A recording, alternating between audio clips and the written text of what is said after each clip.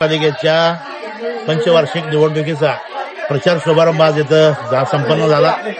या प्रचार शुभारंभाच्या निमित्तानं आजच्या प्रमुख पाहुणे म्हणून या राज्याचे उच्च शिक्षण आणि तंत्र शिक्षण मंत्री चंद्रकांतदादा पाटील, या जिल्ह्याचे पालकमंत्री विनायक आंबेडकर साहेब, या तालुक्याचे माजी आमदार चंद्रकांत संजयबाबा घाडगे, गोकुळचे संचालक अमरीशदादा, पृथ्वीचे संचालक प्रवीणदादा पाटील, प्रवीणदादा भूषणदादा पाटील, रणजित मुळूकशिवाले, भारतीय जनता पक्षाचे महेश जाधव व दाताजी पाटील, शिवसेनेचे विजय बलुगडे यांच्या उपस्थितीमध्ये हा शुभारंभ झाला।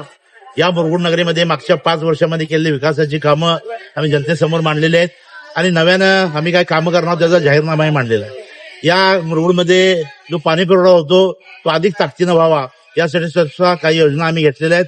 त्याचप्रमाणे आत्ताच दादा म्हटल्याप्रमाणे ज्या सांडपाण्याची सोय व्हावी, त्या पाण्याचा सुद्धा पुनर्वापर व्हावा या पद्धतीचं एसटीपी प्लॅन सुद्धा आम्ही करतो आणि मुरगुडला निर्भेळ पाणी मिळावं, कायमपणानं पाणी मिळावं आणि मुरगुडची गटर आहे ती भुयारी मार्गाने व्हावी या दृष्टीनं आम्ही जाहीरनामा दिलेला आहे। मुरगुडमध्ये यापूर्वीचा इतिहास बघता कायमपणानं कैलासवासी मंडलिक साहेब, प्रवीणदादा पाटील यांच्या पॅनलला भरघोस असं यश आतापर्यंत मुरगुडकरांनी दिलेलं आहे।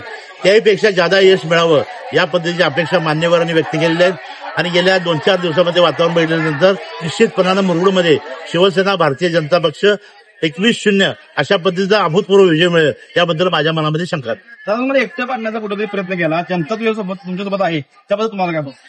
मला एकटं पाडण्याचा प्रयत्न केला असं माध्यमांनी छापलं, मी स्वतः मानत नाही। तर मुरगुडमध्ये भरघोस असा पाठिंबा मिळतोय, कागलमध्ये सुद्धा तिथं परिवर्तन होणार अशा पद्धतीचं चित्र आहे आणि ते केवळ तुमच्या एकटं पाडलं या शब्दामुळे आहे। आपण एकटं पाडण्या म्हणण्यापेक्षा लोक आपल्या बरोबर आहेत आणि लोकांच्यासाठी आपण काम करतो, लोकांच्या बरोबर पुढे जायचं। 2007ची पूर्णावृत्ती पुन्हा होणार काय? म्हणजे त्यावेळी सुद्धा तुम्ही एकटे होतात आणि आता सुद्धा तुम्ही एकटे, त्यावेळीची पूर्णावृत्ती राजकारणामध्ये कोणतरी एकटाच नसतो। लोकांना वाटत असते पुढाऱ्याने एकटं पाडलं पण कोणी एकटं पडत नाही, कारण जनता ही त्याच्यावर असते आणि निश्चितपणे जनता असल्यामुळे मी एकटा मानत। सर, कागलच्या राजकारणामध्ये मंडली गटाची स्ट्रॅटेजी काय असणार आहे? आता आम्ही सर्व उमेदवार उभा केलेले आहेत, हे उमेदवार कसे विजयी होतील एवढी स्ट्रॅटेजी या संदर्भात। साहेब, यापूर्वी तुम्ही मुस्लिम साहेबांना मदत केली, तर त्यांनी त्या विसर पडला का या निवडणुकीत असं वाटतंय? काय बोलायचं आता त्यांच्याविषयी मी भरपूर बोललोय।